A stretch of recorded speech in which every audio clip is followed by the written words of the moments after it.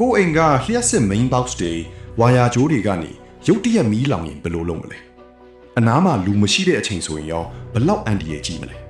မီးလောင်မှုအများစုဟာလျှက်စစ် short ဖြစ်ရကနေစတာများပါတယ်ဒါပေမဲ့အခုပြသမယ့် device လေးသာရှိနေရင်တော့စိုးရိမ်စရာမလိုတော့ပါဘူးဒီဗီဒီယိုလေးကိုကြည့်လိုက်ပါမီးအပူချိန်နဲ့ထိတွေ့တာနဲ့စက္ကန့်ပိုင်းအတွင်း spray release time က6စက္ကန့်အောက်ပဲကြပါတယ်ဓာတ်ငွေတွေအလိုအလျောက်ထွက်လာပြီးမီးကိုချက်ချင်းငိမ့်သက်ပေးလိုက်တာမြင်တွေ့ရမှာပါဒါကတော့ automatical fire extinguishing device ဖြစ်ပါတယ်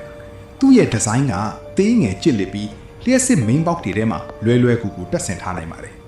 သူ့ရဲ့ထူးခြားချက်တွေကတော့ပတ်ဝန်းကျင်ကိုမထိခိုက်စေတဲ့ eco friendly ဖြစ်ပြီးအစိတ်အတောက်မရှိတဲ့ hot aerosol အမျိုးအစားဖြစ်ပါတယ်လျှက်စစ်ပစ္စည်းတွေပျက်စီးမှုကိုအနည်းဆုံးဖြစ်အောင်အမြန်ဆုံးနှိမ့်သက်ပေးနိုင်ပါတယ်နှင်းခဲ့တဲ့အပူချိန် -50 degree Celsius ကနေပူပြင်းတဲ့ +90 degree Celsius အထိအလုပ်လုပ်နိုင်ပါတယ်လူမရှိလေကိုယ့်အိမ်ကိုယ့်လုပ်ငန်းခွင်ကလျှက်စစ်ပစ္စည်းတွေကိုစိတ်ချရအောင်ဒီဇိုင်းထုတ်ထားတဲ့ဒီလို automatic မီးငြိမ်းသတ်စနစ်လေးကိုဆောင်ထားဖို့အကြံပြုချင်ပါတယ်တတိပြုရန်အချက်လက်များတတိပေးချက်